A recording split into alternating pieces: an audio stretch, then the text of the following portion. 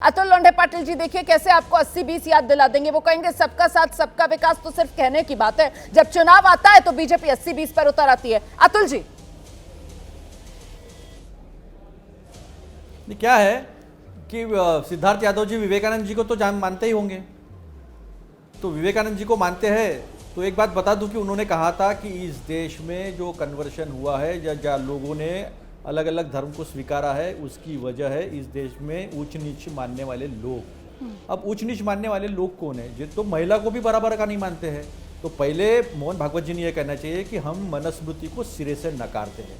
दूसरी बात उन्होंने ये कहनी चाहिए कि मुस्लिम लोगों ने भी स्वाधीनता संग्राम में और उसके बाद भी बहुत बलिदान दिए इस देश की आज़ादी में, वो यहाँ रहे हैं विभाजन के बाद, वो भी उतने ही बराबरी के हकदार हैं। अभी जाति पर आते हैं हम लोग।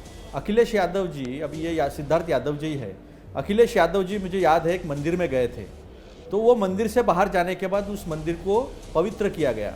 अरे तुम हम जैसे लोग ओबीसी SC ST आते हैं तो आपके मंदिर अपवित्र हो जाते हैं और आप बराबरी की बात करते हो। बिल्किस बानो क्या महिला नहीं है क्या? पहले तो वो तो महिला है, बाद में मुस्लिम है। उसके रेपिस्ट को आप छुड़वाते भी हो, उनका स्वागत भी करते हो। BHU में जो महिला पे बलात्कार हुआ क्या हिंदू नहीं थी क्या? उनको आप बाहर लाते हो, उनको हार पहनाते हो, जमानत पे लाने के बाद और मिठाई खाते हो, मिठाई खिलवाते हो। अब कभी ये कहते हैं, जब 2014 के पहले का सीधा वीडियो अवेलेबल है मोदी जी का, वो कहते हैं हिंदू कोई धर्म ही नहीं है। अब ये भी कह रहे थे हिंदू वे ऑफ लाइफ है, जो सुप्रीम कोर्ट ने मनोहर जोशी के केस में एक कहा था। लेकिन फिर बाद में फिर बटेंगे कटेंगे क्यों आ जाता है? आप विकास के मुद्दों पर क्यों चुनाव नहीं लड़ते? आप 3 बच्चों की बात करते हैं, ये महिलाएं बाहर आई है, महिलाएं मशीन है क्या? कुप्पू सुदर्शन जी ने कहा था 4 करो, कोई कहता है 10 करो, कोई कहता है 3 करो। तो महिलाओं की तरफ भी देखने का इनका नजरिया अच्छा नहीं। मैं महाराष्ट्र में तो काफी सामाजिक आंदोलन हुए विमेन इमेंसिपेशन को लेकर। ज्योतिबा फुले जी ने जो नाइयों का संपर्क किया था, स्ट्राइक कराया था, वो किसके लिए कराया था? ब्राह्मण महिलाओं को विधवा होने के बाद बिल्कुल उनको विद्रूप कर दिया जाता था, उनके साथ बहुत गलत व्यवहार होता था। उनको हक दिलाने के लिए स्ट्राइक करवाया था महात्मा ज्योतिबा फुले ने। यहां से हम यहां तक आए हैं। लेकिन अभी भी विचार क्या है? तो विचार बड़ी बड़ी बातें करेंगे लेकिन विचार अलग रखेंगे। अब मैं घर वापसी पर आता हूं जी। रोमाना जी, हमारा हिंदू समाज जो है ना जातियों में बटा है जी। हिंदू है लेकिन हम जातियों में बटे। हम जन्म लेते हैं ना, तो जन्म के साथ हमको जात मिलती है। और जात के बारे में ये कहा जाता है कि जब तक जाति नहीं तब तक जात जाति नहीं है। हाँ। तो फिर अगर कोई मुस्लिम अगर कन्वर्ट होता है, घर वापसी करके आता है कि मैं पहले हिंदू था, तो ये उसको ब्राह्मण जात कैसे देंगे? मराठा, कुर्मी, लोध, जो भी जात वो कहेंगे मैं मारवाड़ी था, गुजराती था, ये कैसे उनको जात देंगे? और रही बात दूसरी बात, एक जन्म से और दूसरा रोटी बेटी व्यवहार से होता है। फिर ये लवजुआत भी चलाते हैं। तो रोटी बेटी व्यवहार से जब होता है तो क्या ये तो शादी नहीं करते RSS के लोग, लेकिन इनकी सिस्टर कंसर्न से वो शादी ब्याह करते हैं, वो संसार करते हैं। तो ये क्या मोहन भागवत जी ये शब्द दे सकते हैं कि जिनका कन्वर्शन होगा उनके साथ रोटी बेटी व्यवहार सबसे पहले RSS के लोग करेंगे, सबसे पहले ये विचारधारा को मानने वाले लोग करेंगे? ठीक है, तभी इकट्ठा होंगे ना। कभी किसी को घोड़ी चढ़ा इसलिए दलित को मार देना, गरबा देखा गरबा में शामिल हुआ उसलिए मार देना, अलग अलग आइडेंटिटी देना। और हमारे नागपुर की बात बता रहा मैं आपको, हिंदू सम्मेलन चल रहे हैं, तो फिर वहां तलवार क्यों बांटे जा रही है? तलवारें क्यों बांटे जा रही है? क्या करना है इनको इस देश में? गीता भट्ट जी हमारे साथ मौजूद, कोई सवाल पूछेगा इस बात का? गीता भट्ट जी हमारे साथ तलवारें बांटी जा रही है इस देश में? मिलिट्री है, विचारक है, लॉ एंड ऑर्डर है, कॉन्स्टिट्यूशन है, विचारक है, फिर उसके बाद तलवारें क्यों बांटी जा रही है? RSS को अच्छे से देखती समझती है देश में। हम प्रोफेसर गीता भट्ट का जरा रुख कर लेते हैं। गीता भट्ट जी, आपने सबको सुना। इससे पहले मैं बाकी मेहमानों का रुख करूं, मुझे लगता है क्योंकि यहाँ पर निशाने पर संघ प्रमुख आ रहे हैं, संघ प्रमुख का ये बयान आ रहा है जिसमें वो कह रहे हैं कि साहब उनकी घर वापसी का काम तेज कराया जाए, जिसमें वो हिंदुओं को नसीहत दे रहे हैं कि कम से कम 3 बच्चे पैदा करो। आप संघ प्रमुख के इन बयानों को किस नजरिए से देख रही हैं?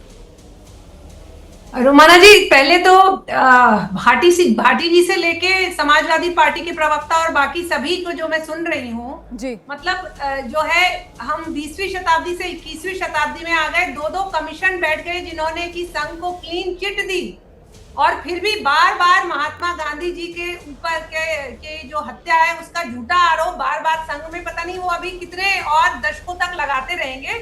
इससे ऊपर उठिए, आपके पास कोई तथ्य नहीं है ये ऐसी बातें करने का।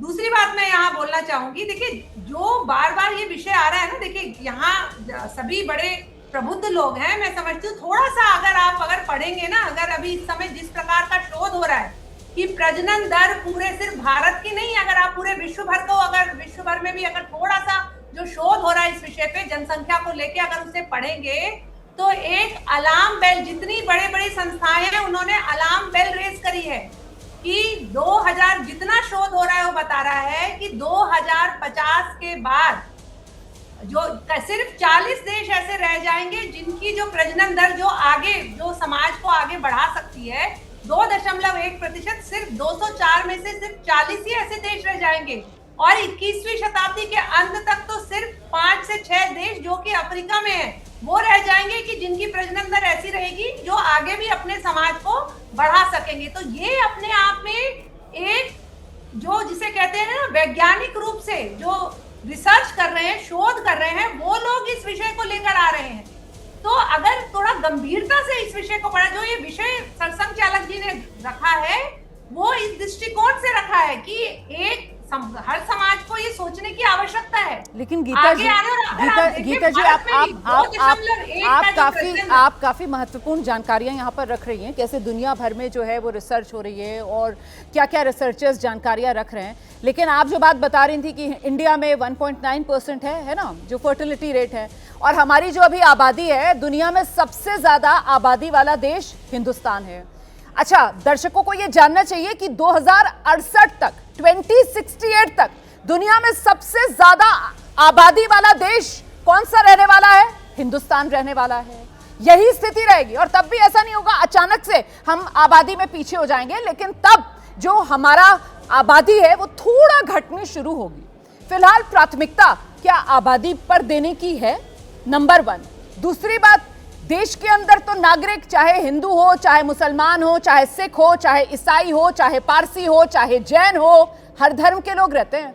तो हिंदुस्तानी अगर मोहन भागवत को नसीहत ही देनी है तो हर हिंदुस्तानी 3 बच्चे पैदा करे, या तो मोहन भागवत ये नसीहत दें। लेकिन जब मोहन भागवत ये कहते हैं हिंदू 3 बच्चे पैदा करें, तो ऐसा लगता है कि मोहन भागवत हिंदुओं को डराने की कोशिश कर रहे हैं। हिंदुओं को डराना है, तुम खत्म हो जाओगे, तुम ज्यादा बच्चे पैदा करो। इस संदर्भ में इन बयानों को देखा जाने लगता है। आइए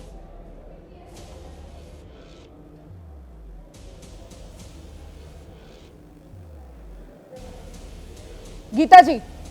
हाँ रुमाना जी, देखिए पहले ये जो आप प्रजनन दर की जो बात कर रहे हैं ना, प्रजनन दर जो है वो घटी है सभी, अगर आप देखें समाज में सभी बिल्कुल घटी है, वो बिल्कुल घटी है, इसमें कोई दो राय नहीं। लेकिन अगर आप समुदायों के हिसाब से अगर आप प्रजनन दर को देखें, आज भी अगर आप देखें तो जो मुस्लिम बहुल इलाके हैं वहां की अगर आप प्रजनन दर का रिकॉर्ड बाकायदा NFHS का डेटा निकालिए आप और उसमें आप देखें तो आज भी प्रजनन दर बहुत ज्यादा है।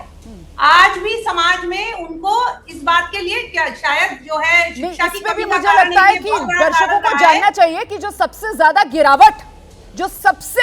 गिरावट किसी एक धर्म के लोगों की प्रजनन दर में आई है वो भी मुसलमान है।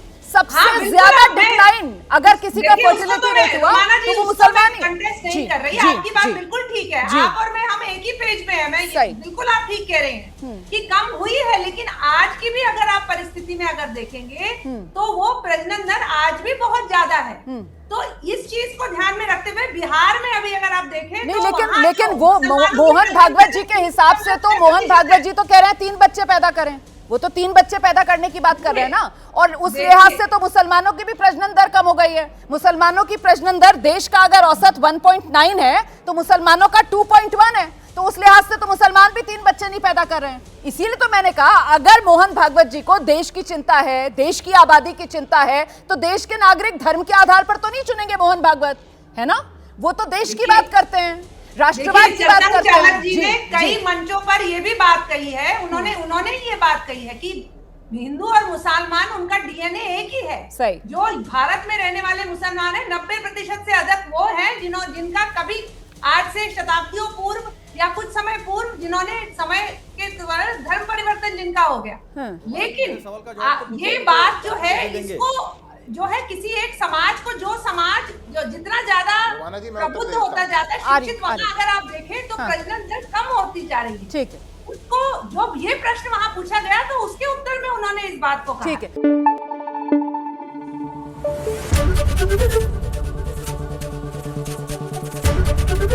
ABP News आपको रखे आगे।